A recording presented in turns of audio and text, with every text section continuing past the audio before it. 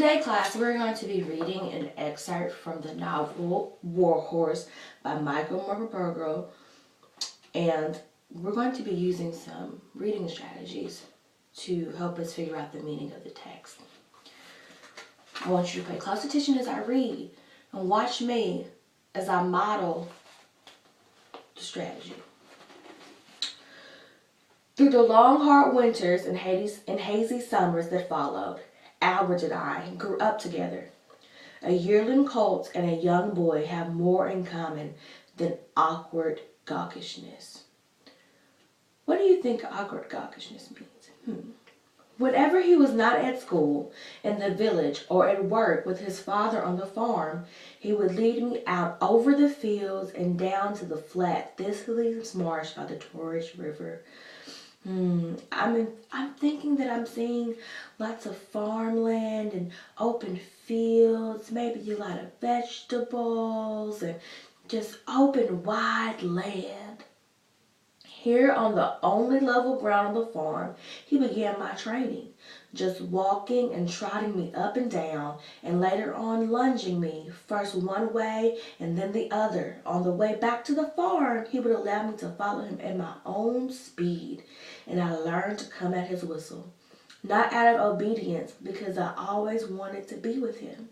His whistle imitated the stuttering call of an owl. It was a call I never refused and I would never forget. I'm visualizing Albert and his horse just running around in circles and jumping over things and just having a lot of fun. I think that's probably why he followed Albert, because he wanted to be with him and not out of obedience, because they had a lot of fun together. Old Zoe, my only other companion, was often away all day, plowing, cutting, and harvesting out on the farm. So I was left on my own much of the time.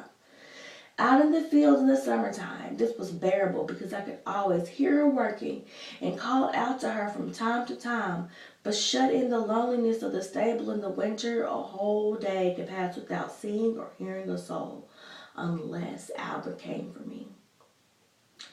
I'm thinking old Zoe is a little old lady who works on the farm and talks to Joey the horse and while she's working. As Albert had promised, it was he who cared for me and protected me all he could from his father. But his father did not turn out to be the monster I had expected. Most of the time he ignored me, and if he did look me over, it was always from a distance.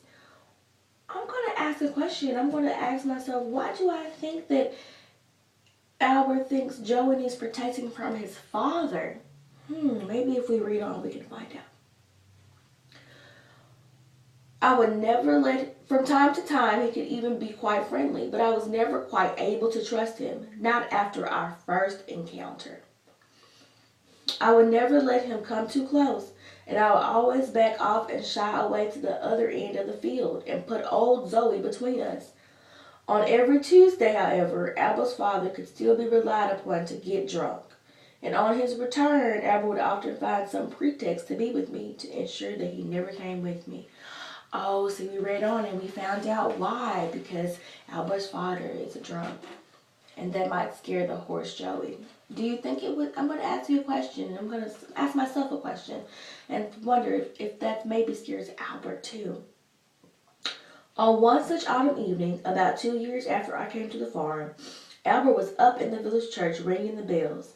As a precaution, he had put me in the stable with old Zoe, as he always did on Tuesday evenings. You will be safer together. Father won't come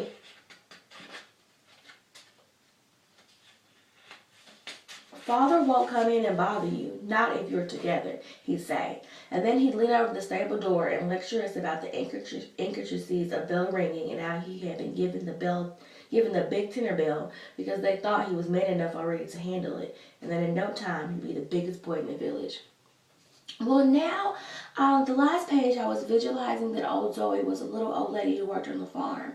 But now I'm thinking that since she's in the stable with Joey, that maybe old Zoe is also a horse. My Albert was proud of his bell ringing prowess, and as Zoe and I stood head to tail in the darkening stable, lulled by the 6 bells ringing out over the dusky fields from the church, we knew he had every right to be proud. It is the noblest music, for everyone can share it. They have only to listen. I am visualizing a small country church with these beautiful ringing bells that Albert pulls to make beautiful reflective music. I must have been standing asleep, for I do not recall hearing him approach, but quite suddenly there was the dancing light of a lantern at the stable door, and the bolts were pulled back. I thought at first it might be Albert, but the bells were still ringing, and then I heard the voice that was unmistakably that of Albert's father on a Tuesday night after market. He hung the lantern up above the door and came toward me. There was a whip in his hand, and he was staggering around the stable toward me. I am visualizing a beady-eyed little man who is staggering around the barn, and he looks mean and angry, and he has a whip. And I'm visualizing that Joey the horse is quite scared right now. "So, my proud little devil," he said, the threat in his voice quite undisguised. "Oh no. I've made a bet that I can have you pulling a plow before the end of the week. Farmer Easton and the others at the George think I can't handle you, but I'll show them. You've been pampered enough, and the time has come for you to earn your keep. I'm going to try some collars on you this evening. Find one that fits, and then tomorrow we'll start plowing. Now we can do it the nice way or the nasty way. Give me trouble, and I'll whip you till you bleed." Remember when we asked the question about why we thought that Joey needed protecting from Albert's father? I'm glad we read on, because I think this is why. Old Zoe knew his mood well enough and whinnied her warning, backing off into the dark recesses of the stable, but she needed not have warning, for I sensed his intention. So we were right, old Zoe is not a little old lady, she's a horse. One look at the raised whip sent my heart thumping wildly with fear. Terrified, I knew I could not run, for there was nowhere to go. So I put my back to him and lashed out behind me. I felt hooves strike home. I heard a cry of pain and turned to see him crawling out of the stable door, dragging one leg swiftly behind him and muttering cruel words of vengeance. Oh my goodness. I just visualized in my mind Joey, afraid, turning around and kicking out his hind legs and striking Albert's father and sending him lunging across the barn onto the floor, hurt, but Joey's safe for now.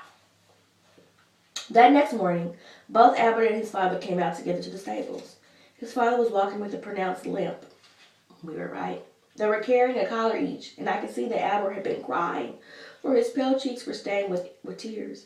They stood together at the stable door. I noticed with infinite pride and pleasure that my Albert was already taller than his father, whose face was drawn in line with pain. If your mother hadn't begged me last night, Albert, I'd shot that horse on the spot.